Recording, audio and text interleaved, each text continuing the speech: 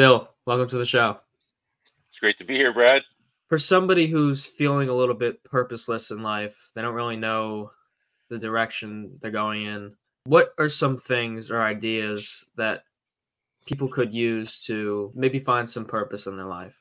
So, looking for purpose, I would say, is it from a place of feeling depressed or just sort of lost?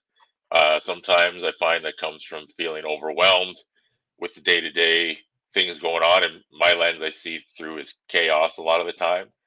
So, if you're feeling overwhelmed by the chaos in your life, and then by proxy of that, not really in control of your day-to-day, I find sometimes the sense of purpose is there, but it's just kind of masked by stress, right? So one way to get around that or to kind of break through that, I find, is just to intentionally insert joy.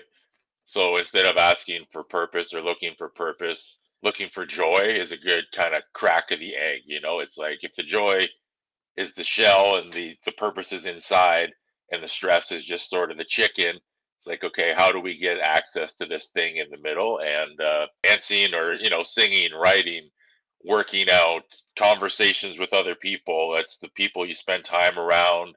Just really finding, like, what is that, just one thing to start with that really lights you up and gets you feeling that lighter, lightens the load.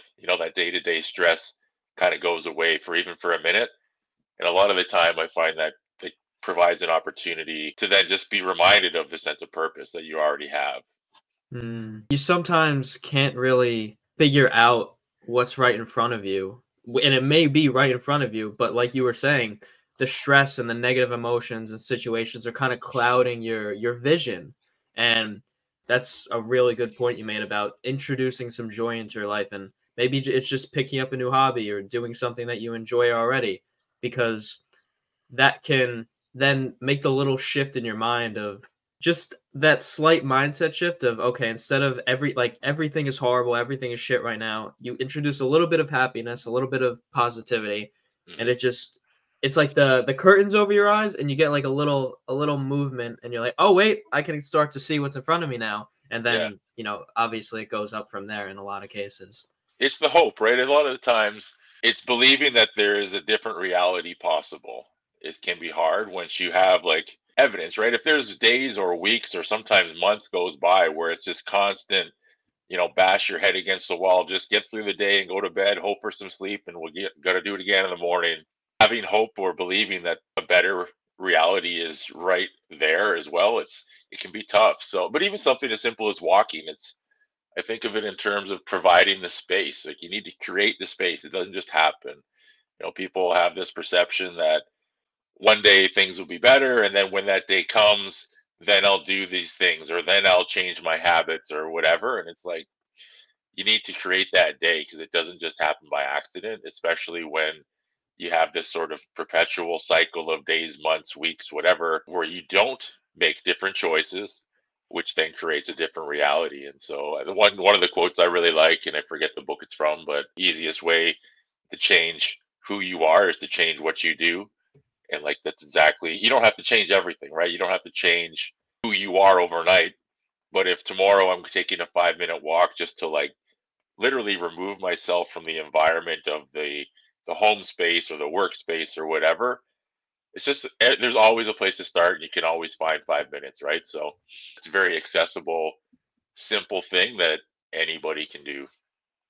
Yeah, I definitely agree with that. I mean, there's so many times where I won't be in a great mood, or I'm just having a mental block, or I'm stuck on something, and I go for a walk, and I can't say it works 100% of the time, but I'll give it a good 95% success rate of, when I'm outside, when I'm breathing in the fresh air, whether it's warm or cold outside, just Hmm. being in nature and being outside grants you that space. Because the way I think about it is, me and you are sitting inside right now. There's walls around. We're kind of caved in a sense. When you're outside, the sky, beyond the sky is your limit, right? There's so much more space for energy to flow in and out, and then just ideas to flow. And that's why, I encourage myself, and when I talk to people all the time, to, go and walk like you were just saying, because it really, I'm a firm believer that it quite literally allows energy to flow better, and it just opens up your mind. And Hmm.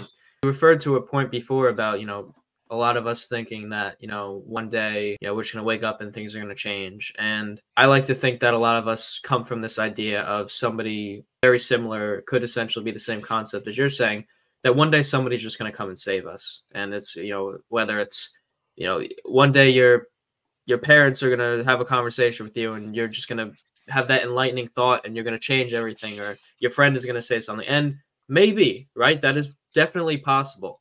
But if you rely on that, I would say you're probably shooting yourself in the foot, because even if we could take this, even if tomorrow that person came and said that enlightening thought to you, now you're aware, now you have that thought, you're like, okay, yeah, I should change something.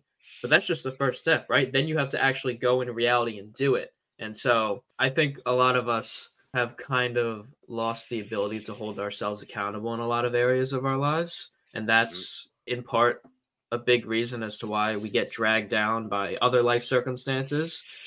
And if we could just start working on ourselves and acknowledging our inadequacies, in the sense of things we know we don't really like about ourselves, but we don't need to hate ourselves for it. We can acknowledge that they're there and say, okay, I'm in control to change this. And it's a tricky thing, right? Because it's hard to suddenly feel like you're in control when your whole life you felt like you haven't been. And I would say, I don't know if you agree, Bill, I would say it's really about the small steps of, you just have to do something, like whether it's walking for just 5 minutes a day to open up your mind a little bit, just trying something new for a few minutes to get your mind in that different realm of opportunity. Because if you're doing the same thing every day, then there's little room for change. I agree. It's where do I start, and that's fine. That's almost always that's what I help people do when they're, whether it's a client or a friend or whoever in the world. To go back to your point about walking, I think in terms of expansive versus contracting, and as we're inside, we're in this semi-contracted state, right? We do have all these physical limits around us, whereas outside it has this real evidence of an expansive space. And so to bring that into ourselves, like, we have limitless potential within us to do literally whatever we want to do. And yes, life makes it complex and complicated, but it doesn't mean that it's then not possible. So I do find walking to say, and everything for me has come through a health lens. And I find a lot of the time that catalyst, like, people wait for that someone to come save them, or, someone to have that conversation for these light bulb moments, and they have this life change. But I've seen it my whole life in the hospital. More times than not, that is a health crisis. And sometimes it's too late. I've had countless conversations for 35 years. I talk to people, oh, I can't wait to get back to the life that I used to have and do the things I used to do. I just have to get better. And sometimes that is the case, and it provides this sort of awakening that, like, oh man, I need to change what I do. Otherwise, there's this consequence of a health problem, right? But a lot of the time, that reality never comes back, because once you have a health crisis, your body can be permanently changed, and then you will literally never do some of the things you used to do again. And it's a hard mental place for a lot of people. It's because there's a sense of loss and grief, and, like, this whole process, that health crisis is hard in itself, in that it's just let go of the wheel, because there's not a lot of things you can do, right? When you're in the hospital and on machines and all these things, you have to kind of wait for that to subside.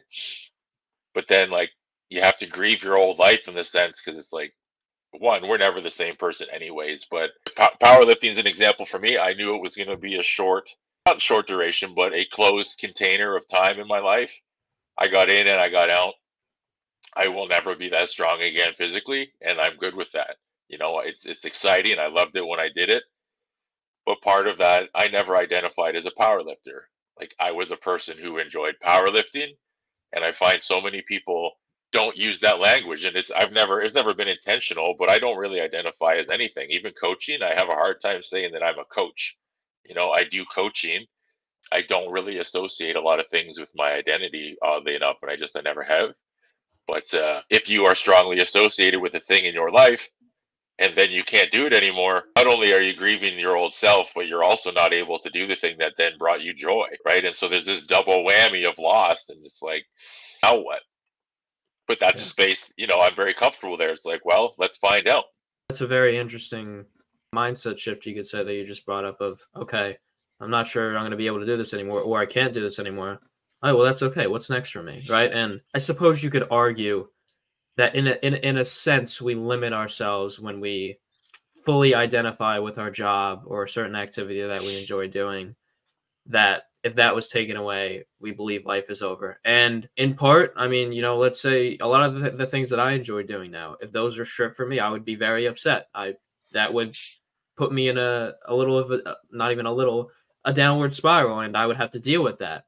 But to your valuable point, just keeping it in the back of your mind that everything in life is temporary, and it's going to come and go at some point. Hopefully, whatever the task is or job that you love doing doesn't go at any point soon. But if it does, I always go back to I'm learning, and I'm feeling as though so much of life is about letting go, even when we don't want to sometimes. Oh yeah. We sort of put ourselves, to go back to this contraction versus expansive, like we set a definition for what these things are. So whether that is your job or your hobbies or whatever, and if it's not this perfectly defined box that we've been in for a while, then it's all in or all out situation where it's like, okay, that could be the case. And maybe if it's not in this perfect ideal, situation, then you don't want to do it. But a lot of the times, like one of my mantras to myself that I truly believe is there is always a way. And it's just that having that bit of flexibility in that definition versus boxing yourself in this contracted, if not this, then nothing. Like that's a tough place to live. And it really is. And I think, well, that's where I bring in curiosity. It's like, well, maybe I can still do this exact thing. Maybe I can. It doesn't feel like it, but have you actually tried? In terms of powerlifting, can I squat with a barbell? Yeah, I can do a couple of reps, but I get pretty dizzy pretty quick because my lungs can't keep up all these things. I know that to be true now. I could test that again at any point.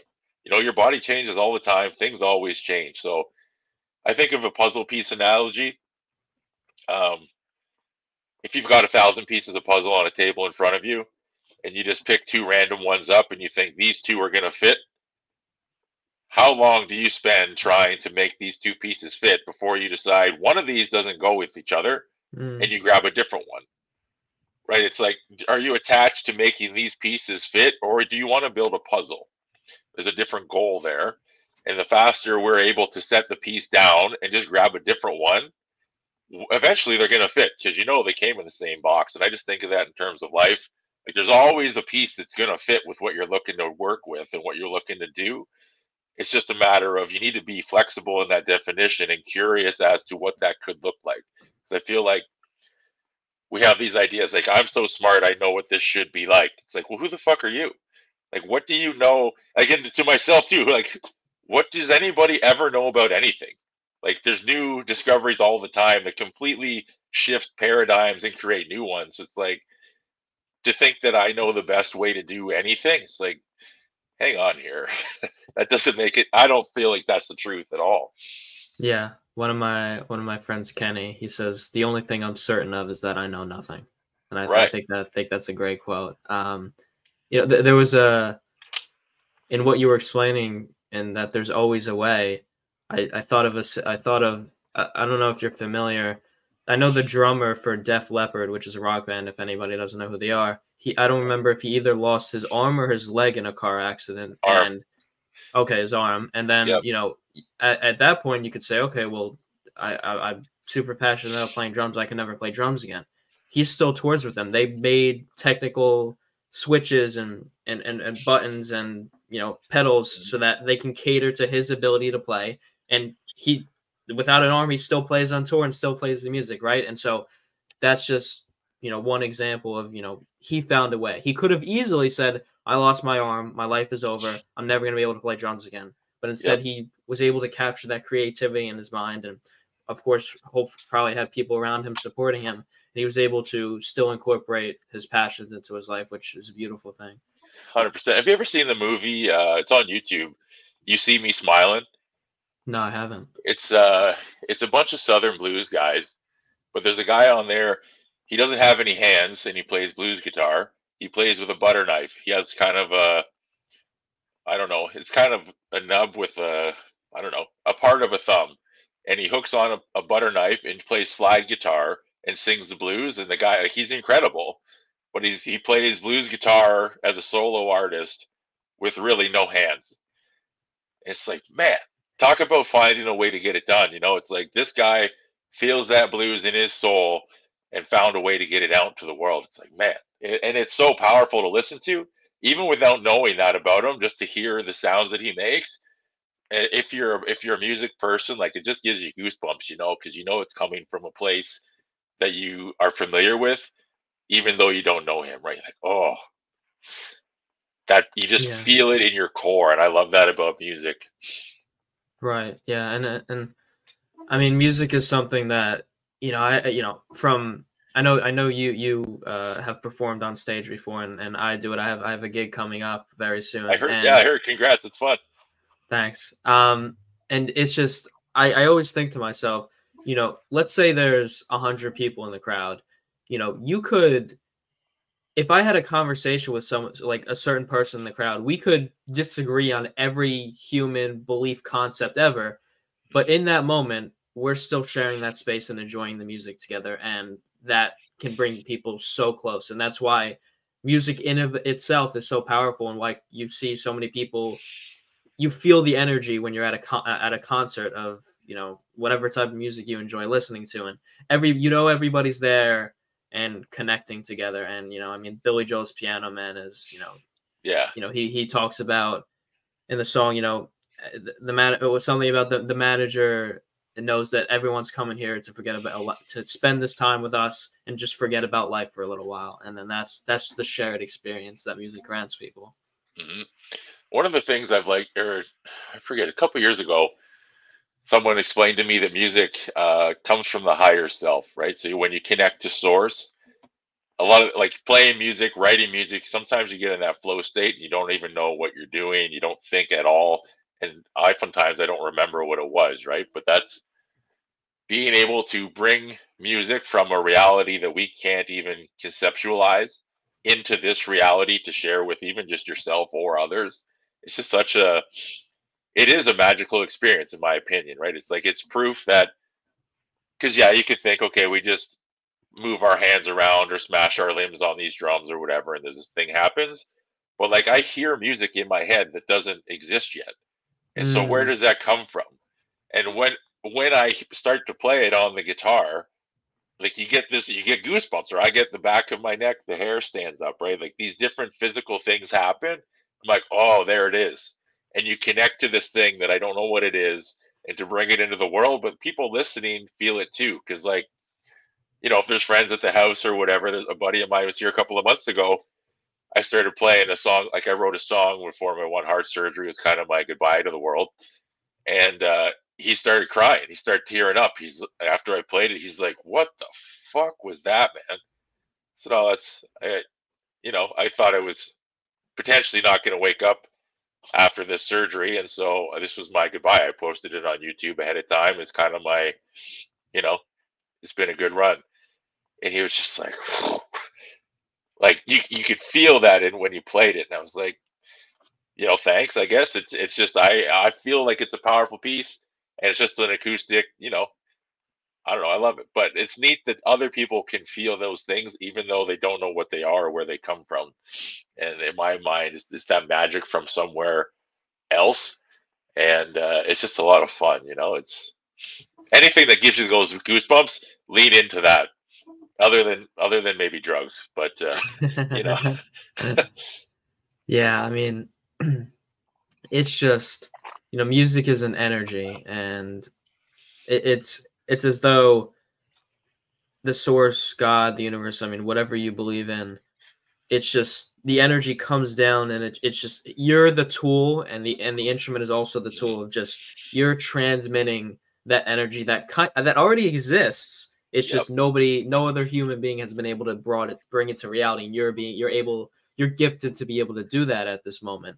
And it's such a beautiful concept, and the concept of the flow state applies a lot to music, but also a ton of other areas of life and creative endeavors that people indulge in. And, I would say drumming I've experienced the flow state in some other areas, but drumming has definitely been my introduction to the concept of the flow state, because it's, Mhm. I mean, I've only really realized that the flow comes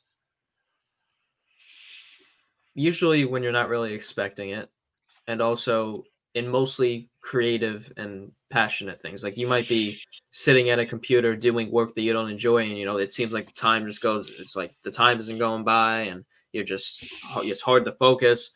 Yep. And I like to describe it as when I'm now. This isn't always, like, occasionally I'll hop on the drum set and I'll be in my head a little bit thinking about something else. But I would say 90% of the time I'm genuinely able to just disconnect from reality and just have my headphones on, listen to the music, and play along or create something. And it's just, I'm in that.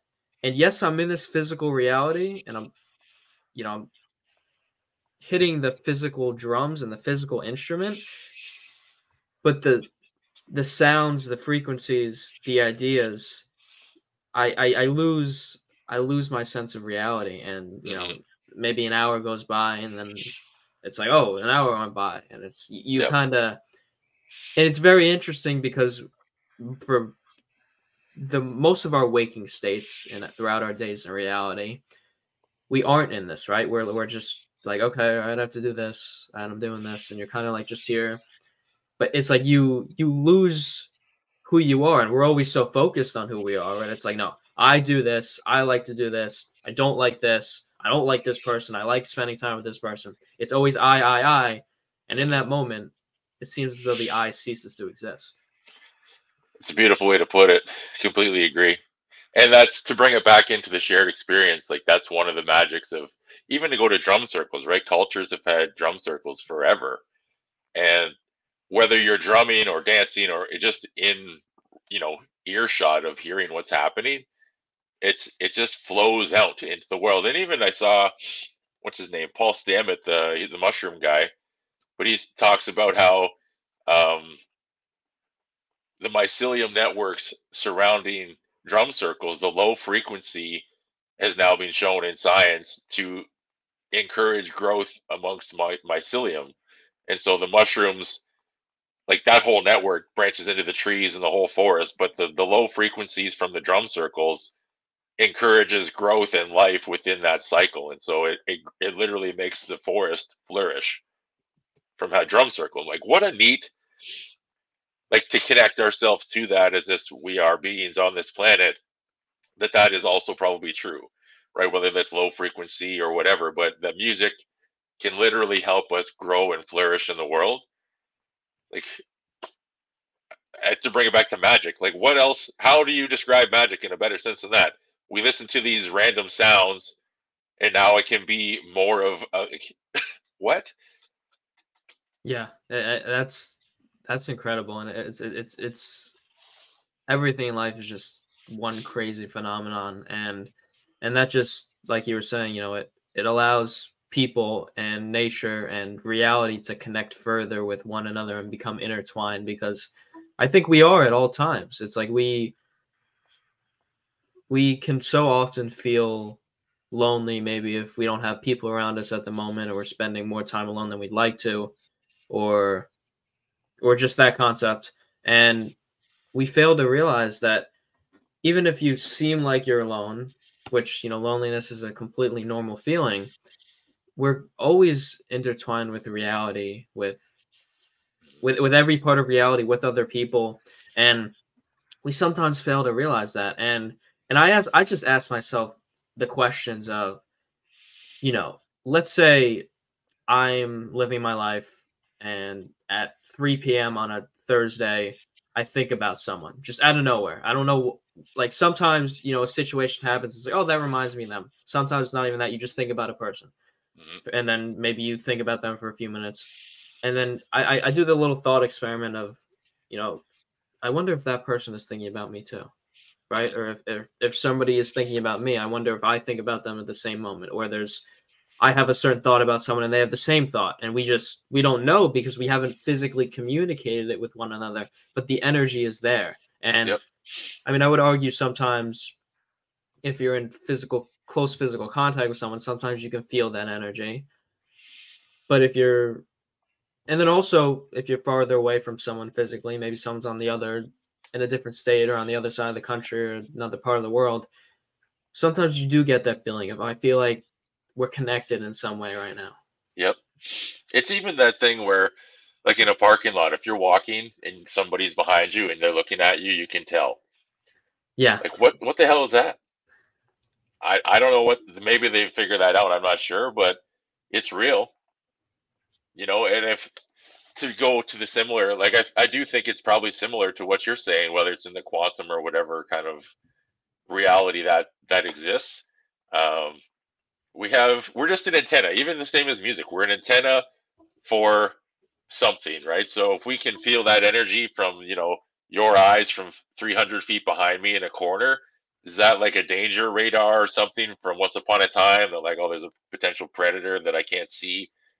Whatever that is, we have so much more potential for power, and just power in the sense of creation in anything, and there's always a way. I think that ties into it of why I believe that to be true, just because we have absolutely no idea what we're capable of, and so there's just the limitless potential of the similar to the sky and the stars, right? I have no idea how to conceptualize the infinite expansion of the universe. So how, like, but that's happening within ourselves at all times, all the time, right? And that's where we all came from, where whatever you believe in. But if we're just a bunch of space dust formed into a skin suit to walk around for a few decades and then disappear again, like it's just a neat way to think about it. Yeah. And it's just, I've gotten to the point where, it's like there's so many different possibilities for, everybody's always asking the question of, oh, why are we here? What's the purpose of life? And everybody has their own different ideas and beliefs on those things. But I've come to the conclusion over the past few years that there's something there is. It wouldn't make At this point, it wouldn't make sense if there was nothing. But also, I think about how you can't even conceptualize or completely understand the concept of nothing. Like typically speaking, I would say, like some people, you ask them, hey, what happens? What do you think happens when you die? And they're like, oh, nothing. And it's like, Mm, well, what is nothing, right? It's like, and some people will describe it as like, oh, it's just like black. And it's just like, and I'm like, well, black is something, right? right. And the only way that I've been able to conceptualize in my mind what nothing could possibly be is I ask people, I go, all right, think about how life was like before you were born. It's like that's nothing. Sure. And maybe that is what's happened. What happens, maybe it isn't, right? Everyone has their own different beliefs. But even nothing is something in a sense. Well, it's like I think it was Alan Watts that talks about this, but it's the space that exists within the things, right? Like in terms of the sky and the stars, it's the black is the nothingness, but it's like it's not nothing. It's just it is the space between the other things that are identifiable with our eyes, right? And they're finding stuff like that exists within that space all the time. And there's I forget again what it's called, but when you look at a cell, it acts differently than if you are not looking at it. Hmm. So like there's all these different concepts. So the space that we perceive through our minds and our ability to see things in this world, who's to say that the space between those things isn't what something else perceives, right? So different antennas see different things, and that's one of the reasons I love listening to guys like Alan Watts, or to go back to what you mentioned about feeling isolated and alone. Ramdas talks a lot about that idea of the ego is what keeps us separate, and that's this whole Western culture for sure. That it's your responsibility, it's your life, it's just you, you know, ego, ego, ego. And so then that also brings with it that sense of feeling isolated and alone, and nobody understands me, and nobody could possibly get that. And, you go down and down and down and down. And it's like when you realize that our ego is literally the only thing keeping us feeling separate, it's not you, it's the ego, then it's like, oh, right. And then create that separateness between you and ego versus a lot of people, which I didn't even realize this until kind of recently. A lot of people believe that they are their thinking minds. Like, Mm. I am the thoughts that I have versus thoughts are a thing that I experience and that's part of my mind. And my mind is just part of my experience in this world. There's those different levels of kind of realization of like, no, I don't believe that I am my thoughts. I don't feel that way at all. But a lot of people do. And I didn't even know that until I started having these conversations. Like, we are not our thinking minds, we are not our thoughts. And so when our minds are racing, and to go back to this feeling of chaos, it's like, if you're trying to control your mind and your thoughts, it's no wonder you feel helpless. Like, in my opinion, so I did a course earlier this year, facilitated, and one of the points I brought up, it's like, if our minds are literally designed to keep us alive, they are our radar, our warning system, our everything. It's how we perceive this reality. And so if I think that for 1 second, my thinking mind should be able to control my subconscious mind, which is literally the thing that keeps us alive, like to beat our hearts and grow our cells and all these things. Like, again, who the fuck do I think I am? I couldn't keep myself alive for 5 seconds if I had to do that with my thinking mind. And so to think that I should be able to control my thoughts and my thinking mind, it just seems so ridiculous. Like, why would you ever want to do that? And then why would you ever think that that's even possible? Because our minds have been designed for millions of years to make sure that we can't do that, right? It's how we are still here. So to just acknowledge that I should not have control of these things, they're just a thing that are part of this experience, and so I don't need to associate who I am with these chaotic thoughts all the time. And then it's just like, oh, I can chill out, and like they can just be busy. Go be busy. And I think of it in terms of my dog. This is honestly, this is something I thought about when I was on mushrooms one night. But my dog is the best at being a dog. It's all he knows how to do, and he loves it. He runs around and pees on stuff and sniffs the ground, and he's just happy as all can be. He's the best at being a dog. It's just that freedom of like, I can only ever be the best that I can be. And so just be good with that. Right? What does that look like? And that's where I bring in curiosity too. And anyways, it's all these thoughts come together, I guess, in a ramble. But what does that best version of me look like? What could it look like? What do I want it to look like? What does it look like right now? Am I stepping towards that or stepping away from that? And we know those answers when we really think about it, or when we don't really think about it, I should say. Right? Those answers come up pretty quickly. Very recently, in a decent amount of conversations that I have, whether I'm podcasting or just having an everyday conversation with someone, I'll take a step back and I'll analyze similar, like very keen to your point that you were making, that I'm here right now, I'm having this conversation, and everything that is running that's able to keep me alive and in a healthy state, I'm not controlling any of it, right? It's the No. subconscious, it's the beyond part of the body and the mind. And it's just there's so much gratitude that can be emitted from there because it's I was just sitting down with a few people, my brother and a few others last night, and there was a moment where I'm looking at my friend and I'm just like, we're here right now. He's sitting here, I'm sitting here, we're all sitting here. We're able to be healthy and we're just able to sit down and have a conversation. We're not, okay, make sure my liver's doing this and make sure I'm digesting and all 10,000 different things at once. It's Yeah. we've been blessed to be able to be conscious and aware and live our lives without having to deal with or notice those things unless something is wrong. Of course, then the body lets you know something's wrong when you experience pain or Yep. whatever the case is. And I also thought about the point you made about, especially in our Western culture of, we for the most part live in an individualistic society, and it's everyone. I have to make something for myself, and I need to do it myself, and it's only me. Like everyone's only temporary, and that is Yep. that is true. But it's all about me, and you are important 100%. But if we as a society were able to be like maybe some more leaning towards some of the cultures and traditions on the other side of the world, on the eastern part, we would be able to be more vulnerable with each other. And instead of everyone putting on a mask when they go out in public and they go to their job and they try to pretend everything's okay, what if, think about this. Think about if in the United States, if I went up to you, Bill, in person, and I said, "Hey, Bill, how are you doing today?" Instead of most of us just saying, "Oh, I'm great," and your day is absolutely horrific. What if you said, "Oh, Brad, it's not doing that great today.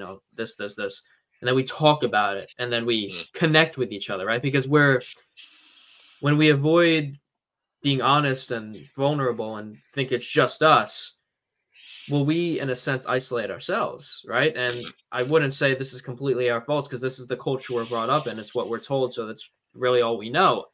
But of course, I want to do a lot more traveling over the next few years, and especially travel to the eastern part of the world and experience some of these tribes that people have in the culture of just a more collectivistic society of, people. It's normal to gather around all the time and, talk about life and talk about certain spiritual concepts or just be there for one another. And so I'm not saying we don't have that here at all, because we definitely do. But it seems like it's a lot more amplified over there than over here, because obviously the only way that you're going to connect with new people, obviously, is by meeting strangers.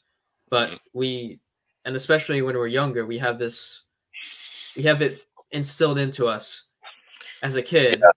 Strangers are dangerous. Don't talk to them. And of course, if you're a young kid, you're not going to want to go up to everyone because you don't know, who people are, and, something bad could happen, right? But I feel as though that belief that's instilled within us when we're a child of, don't trust strangers, don't talk to strangers, that carries over into adulthood. And that's why, anytime you walk down the street or you're in a public place, a lot of people are afraid to meet other people, right? And it's social anxiety. I would argue that belief that was instilled within us is a big reason as to why we have social anxiety. We've told our entire lives we shouldn't talk to strangers. We're adults now. We should talk to strangers so we can meet new people and make new connections and build friendships and romantic partnership. But there's still it's that fear that's been stuck within us. And I would argue that the people who told us that when we were younger had no idea that it would have this negative effect on us when we're older. No. How would they? I feel my mind immediately goes back to when you were talking about your brother and sitting there, and your body basically keeping you healthy. That's immediate evidence that you are supported at all times, right? From within, you need nothing but what is already within you, and you are currently, right now, supported completely in that sense. And then to tie that back into full circle, what you just talked about, being able to connect with other people, it's like you are more supported than you realize right now already, as is everybody around you. And so, how can we interface that together? And that's one way to do that is definitely through conversation. Like, I know that I am supported. I know that you are supported. And so, how now can we help support each other? And I feel like that's what you're talking about in this culture. It's the piece that's not as evident, right? And whereas in other cultures, they'll have more, you know, gatherings, whether that's a sit down, a circle, or a dinner or whatever that is, festives. Um, I think that's one piece that I would love to see more of in the world. Is how can we interface our individual support with each other, and then because I believe one of my beliefs is when the individuals within a group are thriving, the group will then thrive. And so that's how that's my whole thing right now is how am I going to move forward to be the best version of me in this world? That is a major piece of it. How can I interface myself into a group and then help that group thrive as individuals so that the entire group can thrive? And that's how I feel we can make the world a better place. That is a hill I will die on. So, because that's another great question I like to ask myself or others is find that hill to die on and then figure out how to feel alive on it. Mm. I love that point, and I 100% agree with that. And that all goes back to the importance of community. I mean, as human beings, we're social creatures, and we deep down desire to have connections with people, even if we mask it and say, "Oh no, I'm fine with being completely alone." It's Yep. bullshit, and Yeah. it's, you know, Yep. we're covering up for something. But and and and and oftentimes I would say we do that, and we say, you know, I'm fine alone, when we've had too many experiences that didn't support our growth, right? Because sometimes you can be in a Yeah. situation where you're surrounded by a lot of people, or you meet a lot of people who seem like they're not on the same path as you, or they just don't support your growth. And so, you know, it's easy to get sucked into friend groups and hang around people that support your downfall instead of helping you grow mentally, physically, etc., spiritually in life. And you know, I've realized over the past year and a half, 2 years, just the absolute importance of being surrounded by people who are like-minded, because those people allow you to thrive in general and allow you to have more creative ideas, and you share those ideas and you come up with solutions and you fix problems instead of sitting in a circle with everyone saying, "Hey, our lives suck. What are we going to complain about today for the next three Yeah. hours?" Right? And that shift makes all the difference. And because, you know, I always go back to it, complaining is so easy, right? And it seems as though what everyone else is doing in our culture, so it's like, all right, well, if everyone else is complaining and they're not growing, well, then I'm going to do the same thing. And then it gets so bad to a point, whereas when we see someone growing, we try to tear them down to our level, and Mhm. it's a sad reality. And I would say people who are stuck in that mindset still, they can be helped and they can change, although it does take time. But I stress the importance of changing that mindset to a growth one.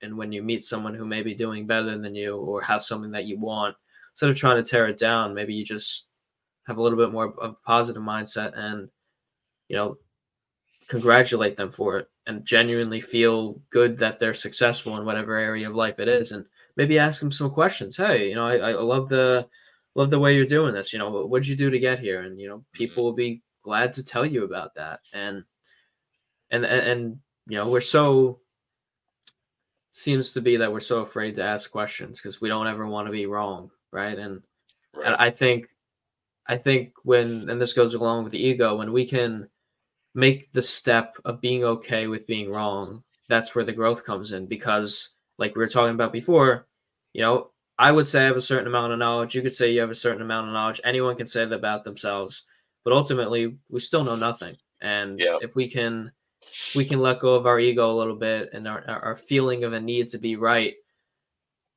there's so much growth that occurs. I mean, so many things come to mind. One of the things is you're talking about, being around like-minded people. I don't know that I necessarily agree about the like-mindedness part. I do think that there's a difference between a kind inner dialogue and a critical or overly, mean or diminutive inner dialogue. And that's something kind of ties into another thought I had about if you focus on problems, you will always find them. If you focus on solutions, you will also find those. And so finding a group of people who don't necessarily focus on the problems, that if you're aware of a problem, obviously great. But if you focus on finding other problems with the problem, it's a downward spiral to nowhere.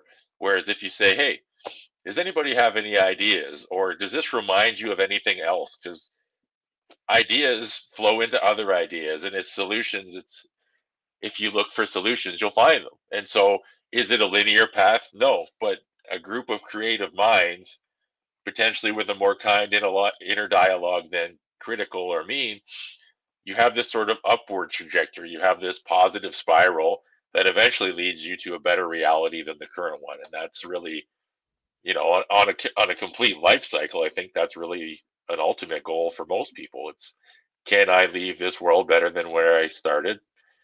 I don't know, but and who's to say, right? Because who's the judge, and what are the criteria, and blah blah blah blah blah. But it's the sense of, am I shooting towards this warm fuzzy feeling in the world, or am I trying to burn it to the fucking ground?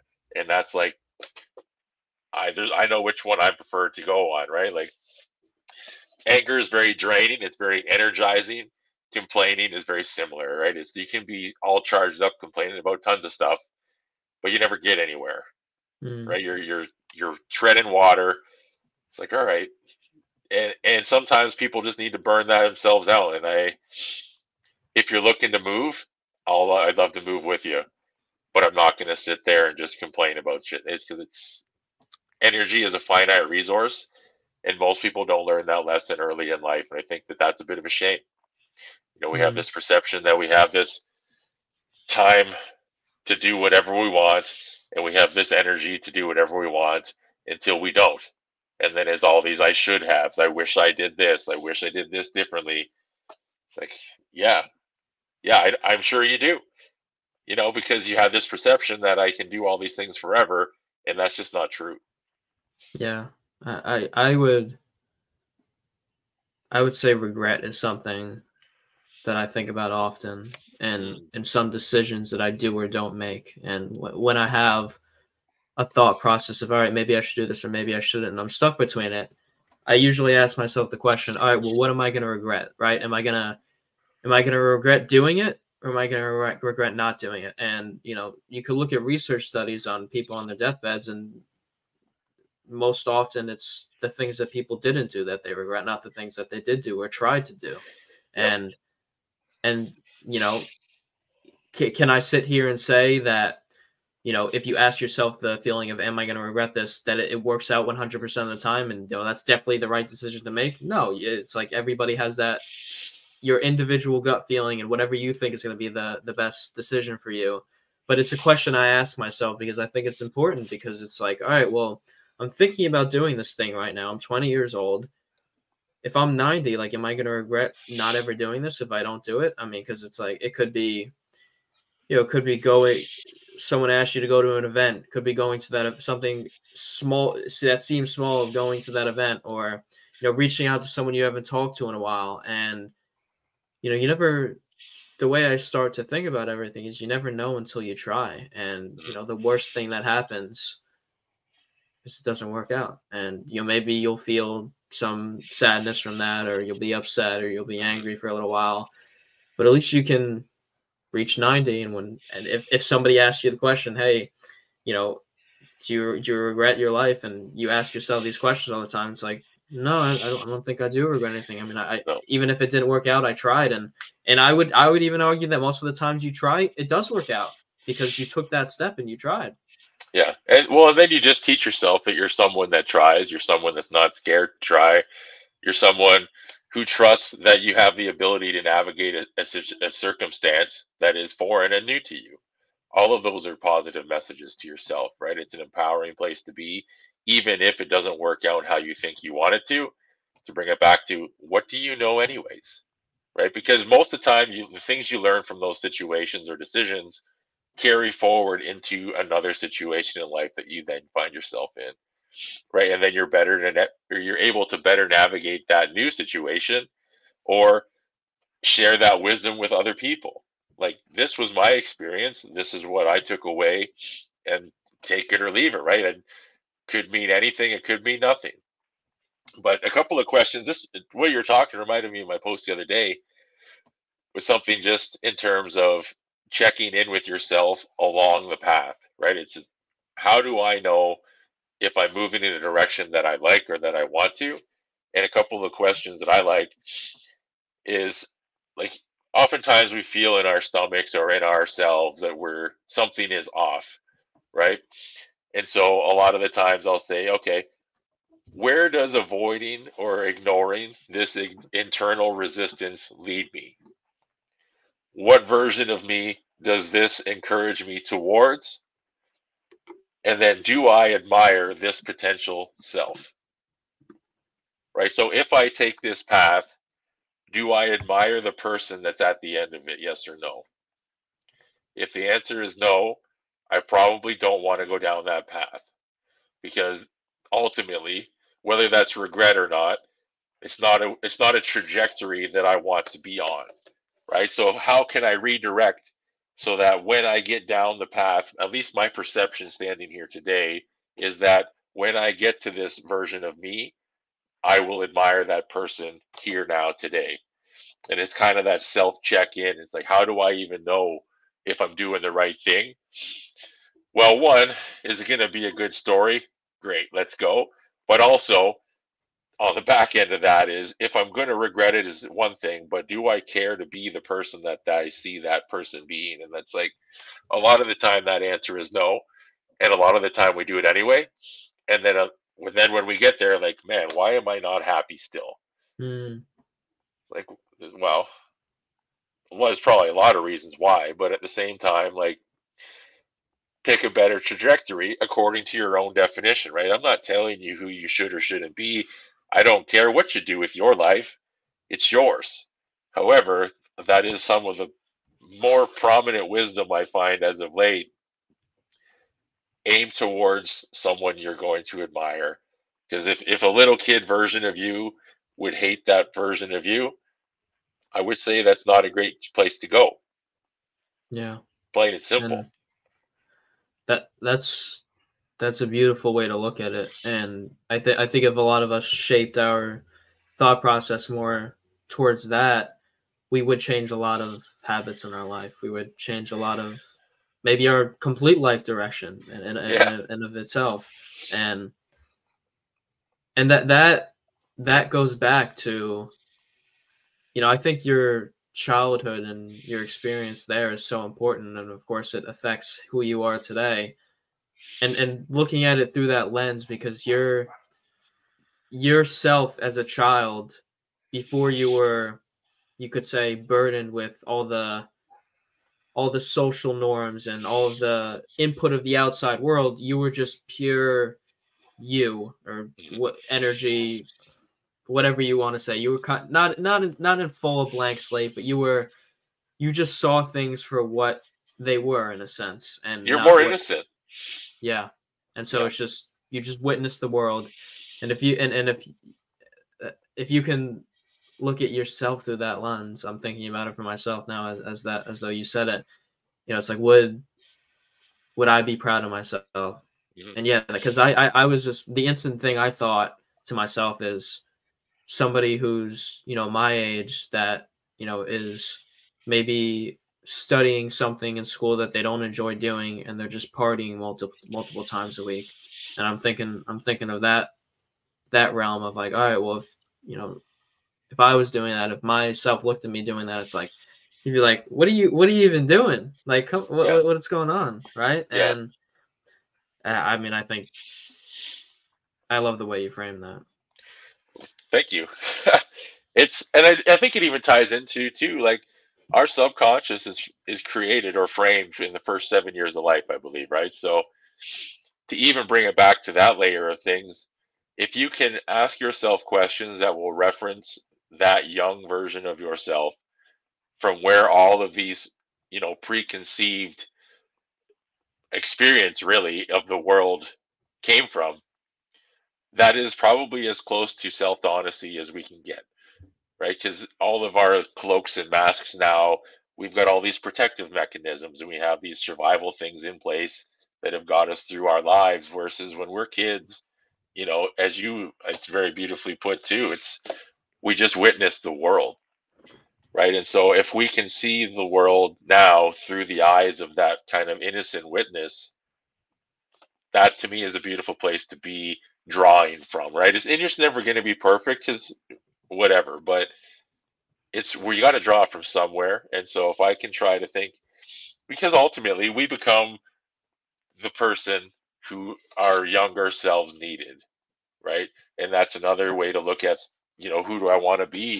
It's like, I know right now I am a man that, the 4-year-old version of me would have ran to for a hug, guaranteed, no doubt in my mind, right? And that's something that's like, that's not an accident.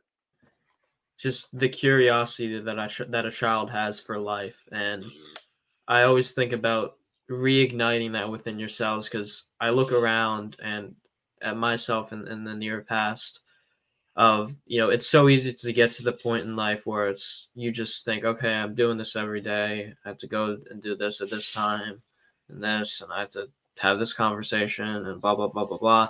And life just starts to, it seems like it's set in stone, and it feels like a drag. And Yeah.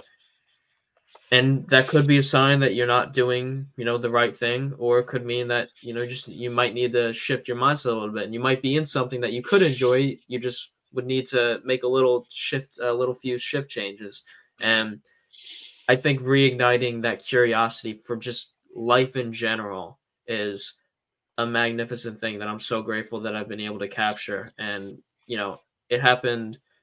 I always think about this one moment a few years ago when I first started to, get into all this stuff and study some spiritual concepts. I was sitting with my friends and I looked at them and I said, I'm able to be grateful for a piece of grass.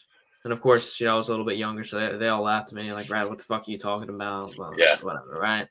But, I think about that moment and just being able to look around at absolutely everything and be like, wow, this is a magnificent creation. I mean, it's like this water bottle right here, the microphone, everything that's throughout my room. It's like something or someone created this, and it was first an idea, and then that Mhm. curiosity, that idea was then put into reality. And that's going back to what we were talking about before. That's the power that we have. We have the power to make something that does not exist right now exist. Human beings are able to create another human being, right? And that's Oh just yeah. another conscious living organism. It's like how absolutely amazing is that?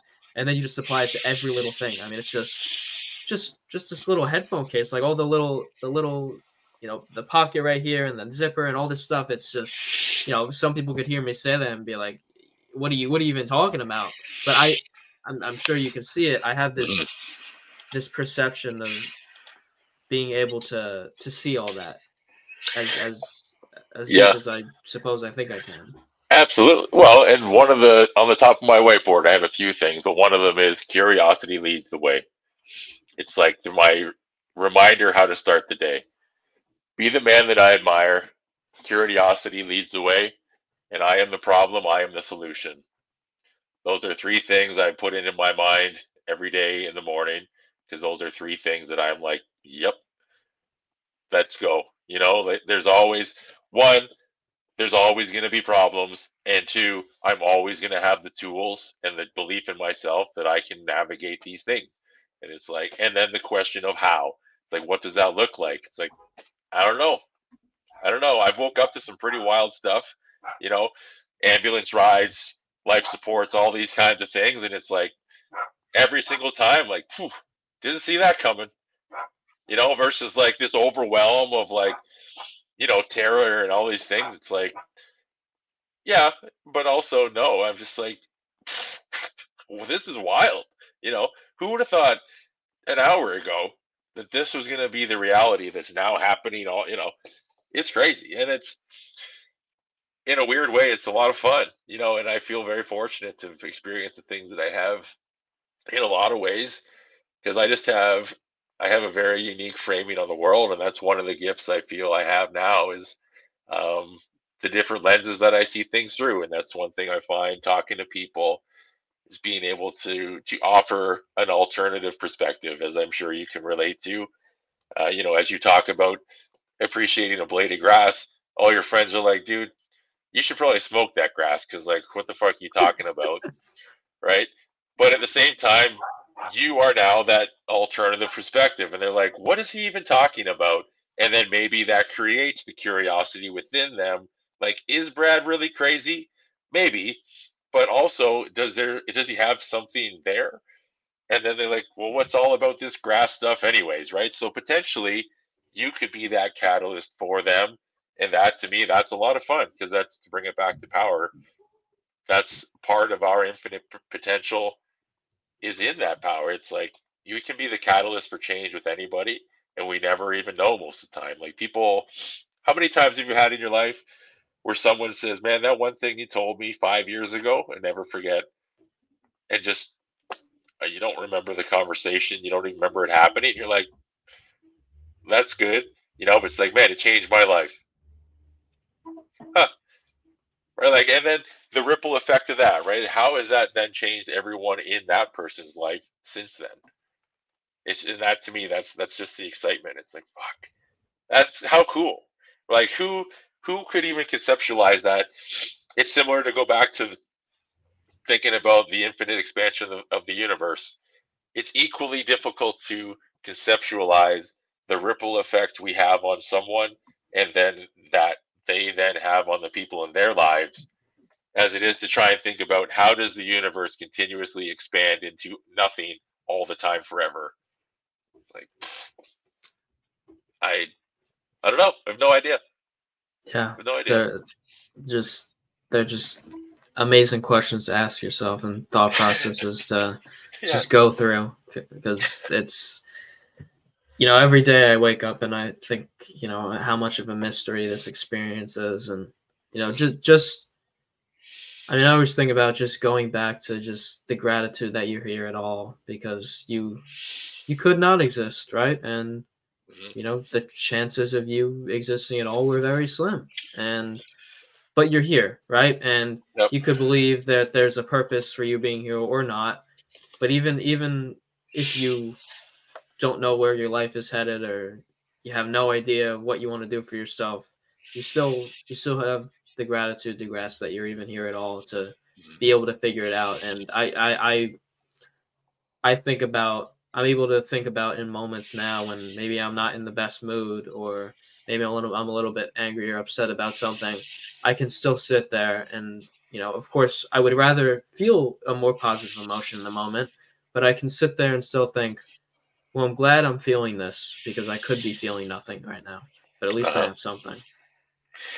And that's feeling nothing is a hard, and that's this sort of that numbness too, right? And that's Mm, something I don't know if you've experienced that much in your life yet or at all, but that can be a hard thing to get out of too, you know. And that's one thing.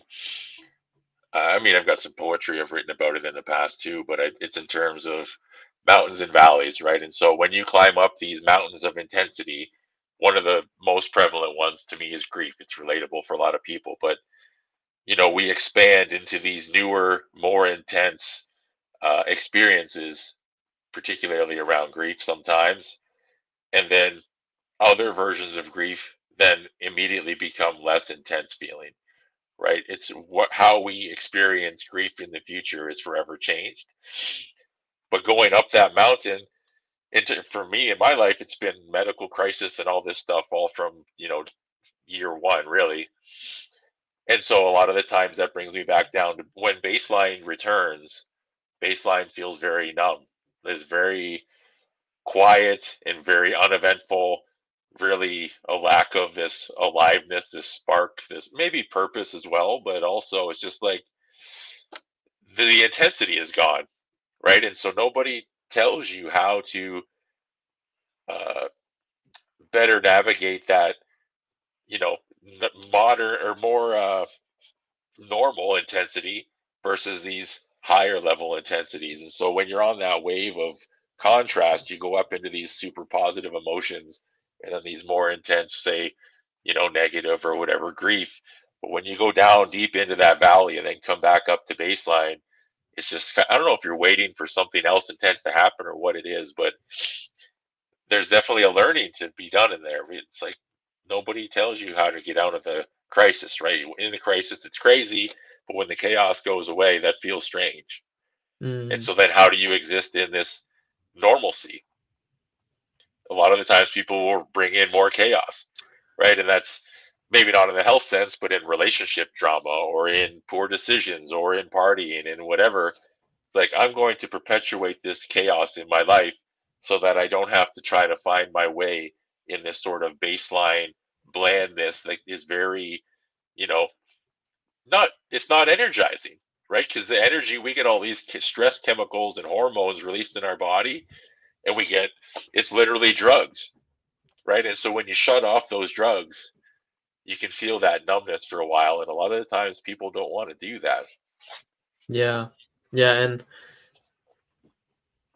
if we were able to, I don't remember whose quote it was, but it was talking about like man, so much of man's suffering comes from his inability to sit in a room alone for an hour or whatever it Yeah, is. yeah, And you could argue that that is one of the most potent ways to actually better your life state, emotionally, spiritually, physically, just your life experience. Because if we constantly neglect what is within us, it doesn't most of the time it doesn't actually go away. It just gets buried a little bit, and then Yeah. at one point or another it'll come up again. Maybe it's the next day, maybe it's a week later, and I like to say that usually it comes up worse the next time. You bury it and then it just pops up and it's worse the next time. And it's still easy at that point, even though it's worse, to still say, okay, bury it again. Let me go out. Let me escape. And it's so crazy how I think my generation especially has such a difficult time just not doing anything, right? It's like Yeah. it's this that numbness that you're saying. It's kind of like, or just that baseline is just never enough, right? Because everyone's so used to being stimulated all the time through their phone and through Mhm. talking to people on texting and through watching videos, that the second you're here in the now, you're not taking in any of that. It's like, well, this is boring. Okay, let me pick up my phone, and you just there's tons of issues with it, but one of the big ones that I see is that we just avoid ourselves, and Mhm. I would argue a lot of us don't even get to discover who we are. And if everybody, if somebody came up to you and asked you like a list of 100 questions, all right, what do you think you do in this situation? Or how do you describe yourself like this? People just wouldn't even know what to say because they don't know themselves at all. And of course, we're always changing. We're not static beings. We're not going to, if somebody asked me that question over the next few years, the answers would change. Mhm. But I would argue that a lot of us would struggle to even answer them because we're like, hey, what would you do in this situation? Honestly, I have no idea. I've never been in that situation. I've never even thought about it because all I'm used to is just being stimulated all the time. Yeah. And it's, I don't want to make it seem like it's so negative, but I think we're going to be seeing some pretty negative effects over the next decade or two with everybody's, mental health and how people are living their lives. And we already see that decline in that area. I'm curious in your opinion on this, but what comes immediately to mind is that we are all longing for connection while simultaneously almost too afraid to even open ourselves up for connection, right? Mm-hmm. So we have our phones in our hands. It's a very low barrier to entry of a very like mild degree of connection, right? And so this is like it's the hit that's just enough to keep you going versus an actual deep level connection because I mean, I believe that we are all mirrors for each other, and that's another gift I feel I have is uh, mirrors see everything, but they only show you what you're looking at, right? And so when you get into a deeper level connection with another being, right? Like my view is face to face, but you can do it virtually as well. But when you have someone sitting with you in your space, you're sharing energy, you're sharing air, and that mirror is right in front of you and they show you something that you had never seen before or something that you don't want to look at, right? So a lot of the time we avoid the things in ourselves that make us uncomfortable, and being in the presence of another person also brings the risk of showing us those things, bringing them up. And that's where relationship dynamics become very difficult at times, is when you have one or two people who neither are wanting to see or hear those, you know, these darker parts of ourselves, this shadow work, and then they're immediately brought to light. It's like, well, if I'm just talking to you through my cell phone, that stuff never comes up because I just get to tell you whatever I want through little letters on a phone using words, that we just make up to try and describe things. We just play this game and it's a very low risk, low reward connection. And I feel like that's just kind of a cycle that, especially this generation coming up now, is kind of stuck in, right? And the solution, I think, is in the problem, in that someone's got to start, someone's got to open that door and take the risk of getting to those places and using that mirror to learn more about yourselves. Because then you can find a deeper sense of purpose as well, right? Because if you don't know about yourself, how will you ever know what lights you up and what energizes you, and those gifts that you do have inside you? How do you ever bring them to life? So you sit in this kind of baseline, easy to stimulate, but like texting someone on my phone is enough. Versus like, no, I want to experience that real connection because Mhm. it does bring the potential for growth, both in myself and in them, and to tie it back into that ripple effect. Like that's where the potential lies, in my opinion. And whether that's generational, whether that's just different, uh, I don't know, different opinions on the world, I guess. But whatever it is, I feel that's true.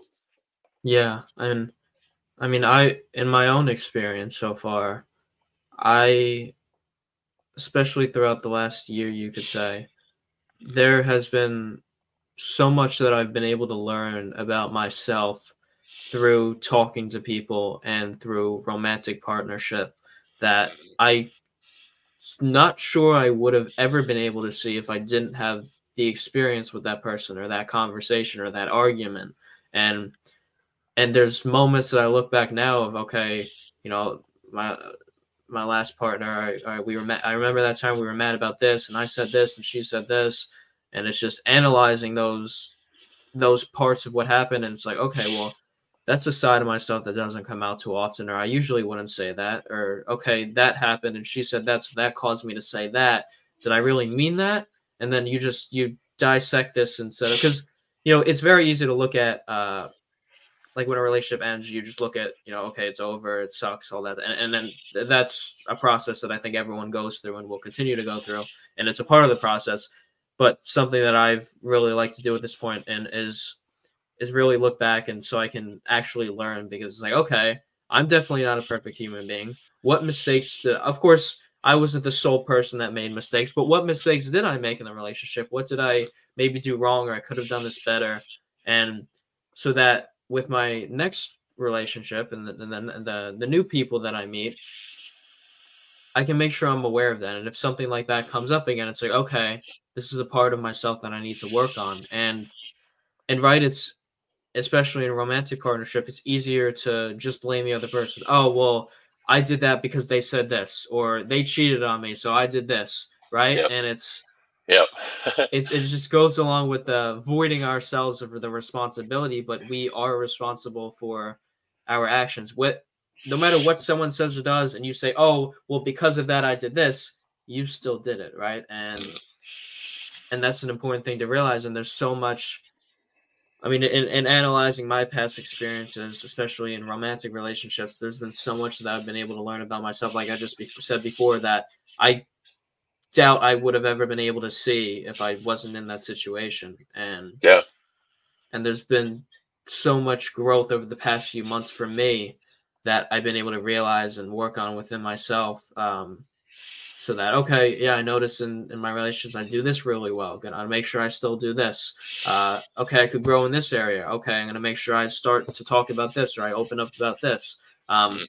And we're always a constant work in progress. And I for the most part had a big issue or barrier of opening up to girls. I had Mhm. this, okay, well, I'm just gonna keep it to myself. I'll just work on it by myself. She doesn't need to know.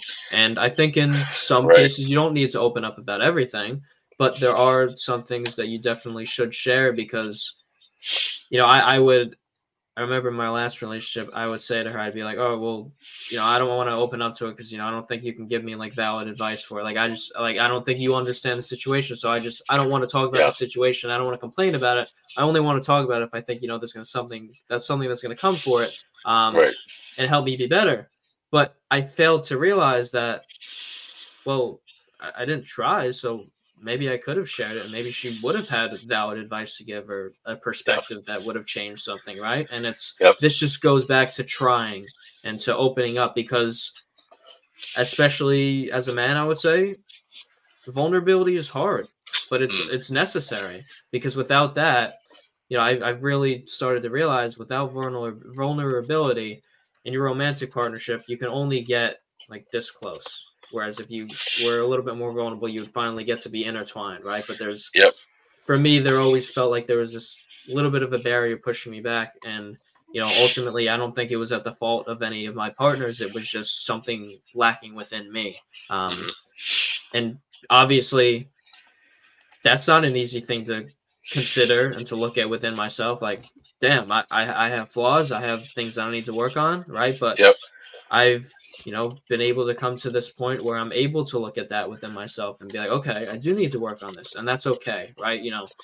It's and it's very easy to beat yourself up about maybe mistakes you made or things you did or didn't do.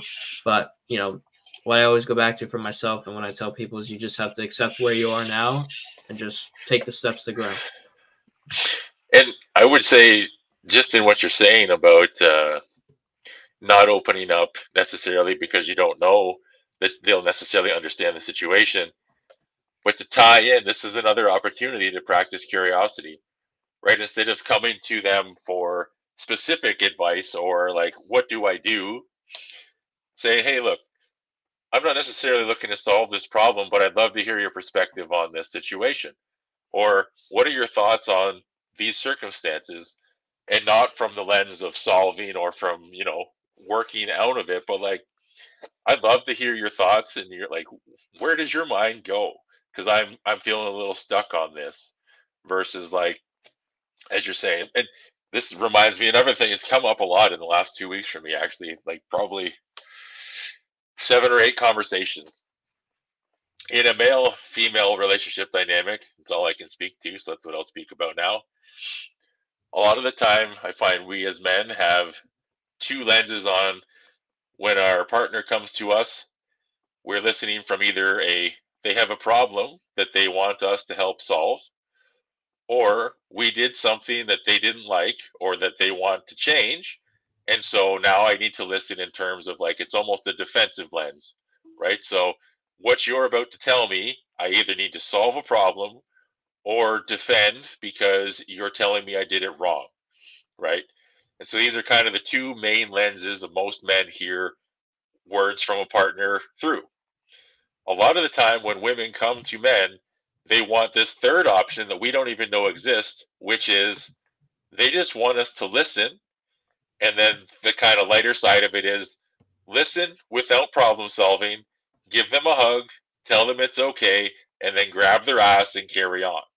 Right. And that's kind of like, we don't often as men listen through those lenses without prompts. And so one of the suggestions I've made a few times now is, if you're a female in a relationship looking for this option from your partner, is like, look, I don't need you to solve my problems. Because a lot of times we as men, you're like, look, if you just did something, this would go away and you wouldn't have to keep complaining about it. Most of the time, that's not what they want to do. They want you to say, I hear you, your feelings are valid, and I'm here for you and love you, and everything's okay. Right? So, preemptively saying, hey, you, man, in the relationship, when I come to you, I'm going to warn you and say, all I need you to do is listen. I need you to hug me, and I need you to tell me that you love me, whatever these things are. And so that when that time comes, we don't find this kind of frustration, right? There's friction when she's like, all you need to do is listen, and you never listen. You're like, all you need to do is fix it, and you never fix it. It never gets better, right? So say, hey, this is one of those times. Shut your mouth, listen to me. I'll give you a nod and then hug me, okay? Like, I got you, right? And then it's kind of a game. You're like, ah, everything's okay. I'm here for you. Here's a hug and everything's all right, right? And it's kind of this way to de-escalate the situation before it happens. And I find it's very, very common in right now in my sphere of people. I've had a lot of conversations this past month about this exact same thing. And is it a great solution for everybody? No. However, I do think that it's a good tool to add to the toolbox, because we as men don't generally think of, oh, all they want us to do is listen. What good does that do? Because generally, to bring it back to what you're saying about your partner, is like, she doesn't have the solution, so why would I bring it up? But then the back end of that is, she doesn't feel included or important in your life. Right? So to say to her in reverse, I'm not looking for a solution, but I'd love to hear your thoughts on this because I value your thoughts and your opinion, and I just want to include you in what's going on in my world. It's the alter, right? It's both sides of those are valuable, and neither side generally does either one. Yeah, that's a fucking brilliant point. And you know that there's so much importance within that because there is so much of a, within myself and, talking to other men, it's like we so often just want to fix things. And, Yeah, if your girl comes to you and says, "Hey, I have this problem," and like you have the solution, you're like, it's genuinely, "Hey, if you did this, this wouldn't be here anymore," that's right? right. It's all good. But, like you're saying, that's not always what she wants. And if she doesn't want that, then you providing it wouldn't do any good, right? And No. and And and you that feel devalued. It's like you don't mm, value my opinion because you never listened to it anyway. right, Like that's not the truth. She's not looking for it. right. And it's Yeah. both, yeah, that's great. Both of you feel devalued, and then like you said, nothing gets anywhere, right? So it's they're just, I mean, this just goes along with like just the mindset shifts of life. It's like there's sometimes just need you just need, gotta you got I Yeah. gotta put my and we gotta put our fixing brain down and just listen, right? And There's always a way, and that's just it. It's like, why do these same problems happen in thousands of relationships worldwide all the time? Like, what happens? It's like a common problem almost always. It's like, well, what are the solutions? Like, in my that's this is the best solution I've come up with thus far. It's very fresh in my mind, and I'm excited to offer it to you as like you're young, you could potentially save yourself a lot of stress. I've done a lot of years of trial and error, and it's like, what is going on here? It just keeps on happening, right? And it's like, okay, I feel this is a good way forward or a good place to start. Because at least then, what can I do? I can say, you know what? I don't want a solution from you necessarily. However, if you do have one, I'd be curious what it is. I just also want to include you because I value your opinion and I respect you as a person. And more times than not, that pays dividends too. And they're like, oh, good. Here's the validation that this man values me in his life. And that's another missing piece in a lot of relationships that it gets masked in the stress or the familiarity gets a little bit too, uh, you know, too high or whatever. And then it's like, oh, yeah, she knows I value her. It's like a little reminder goes a long way. mm, fucking brilliant. I love that. Yeah, I mean, there's just, and I feel as though that specific advice and just these concepts in general are so valid because they seem like they're small things, but they're really not. Yeah. Because, like you were saying, and putting it in the perspective of a girl, if you don't include her, then she feels like you're left out and you might not care, right? And in our mind, that's not what goes through. It's like we're not thinking, okay, well, if I don't open up to her, it's like Yeah. she's Not at not all. going to think that she's valued. It's like this is about me. Yeah. But but then, oh wait, we have to remember we're in a romantic partnership. We are in this together, and Yeah. I need to share this with you if I feel comfortable doing it. And then that's that along with so many other things that so many of us should be doing, but we don't. That's where miracles happen, you could say. And Yeah. I would say, maybe there's moments in your relationship that you just both feel like it's stuck and you're stagnant. And it's just little things like that could, Hmm. people like to say it reignites the spark, or it gets you guys moving again. Right. Yep. And then that's just for so many areas of life. There's so many times where you're gonna feel like you're in a rut or you're stuck, and there might be it might so many of the times I think we look at it as there's this big giant thing that needs to happen for the shift to occur, but maybe it's just like a little thing that takes just a few sentences, or maybe it's just 5 minutes of time, and then Yep. it'll get you on your way again. And it's just that perspective. Well, and relationships are collaborative, right? As everything in a relationship is collaborative, and if you try to separate collaboration out of it, you by default are isolating yourself, and therefore it's a means to an end, right? You're not going to have a long-term successful relationship without that collaboration. So does it mean that you need to follow through with every advice that each person gives? No.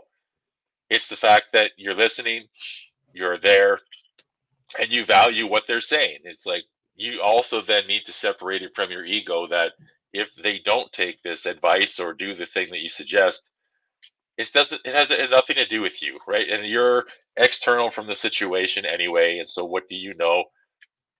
Nothing, right? To go back full circle to where we started, like it's an advice, it's a suggestion, and that's it. And don't attach to it, because not everything works how we think it's going to.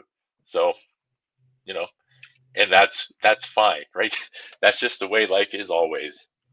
Yeah, and accepting that is fine is, you know, a huge step we can all take in every area of life Yeah. to make our help ourselves feel more content and just Yep. flourish in life. Well, Bill, and something, one thing to tie that into relationships, I will say consistency leads to safety. And specifically for women, safety in a relationship is paramount, I find. And so if you can consistently show up and be show that you value them as a partner, as a person, as respect them in the world, by one of the ways to do that is saying, look, I'd love to hear your thoughts on this. You know, that curiosity, tie that in. That will breed or become consistent in your relationship, which only deepens the safety within the relationship. And I assure you that deeper sense of safety in a male female relationship will pay dividends, definitely in the physical sense, but in an emotional sense and just in all sorts of ways. So it's something that, how can I show up consistently in this relationship? And a byproduct of that will be that then breeds safety for both of us to move forward into. So, yeah, that's a really good point, and a concept that I've thought about recently, and you know, did a little bit of research on is, you know, sometimes in relationships, guys might feel like their girl is maybe, you know, getting angry at them kind of often, or bringing up the little things that they think is like something is so small, but they're getting so angry about it. Um, and I suppose it's worth understanding that, you know, men and women just often have a different lens on everything, so we view the situation differently, and that's okay, and being accepting of that. And then also, you know, it may not have nothing to do with you, or it might, right? And so there's this idea that, okay, if your girl is, you know, getting mad at the little things quite often, and you know, she might be raising her voice or getting really emotional about something towards you, it might be because you're not giving her what she needs in terms of like enough attention or validation. And I heard a psychologist explain it, and he was saying that a part of the reason why some women do this is because if she can pick at something and get you angry, then it shows that you still care, right? Because she could right. bring up all the small things and you could be like, all right, whatever, I don't care, just not acknowledge her.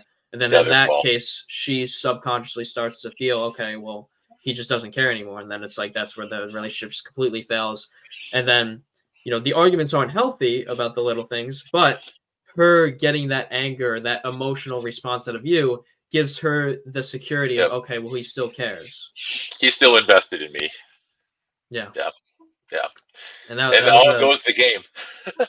Yeah. Now that's the fun of relationships, right? It's opportunities to learn things about ourselves that we didn't know existed.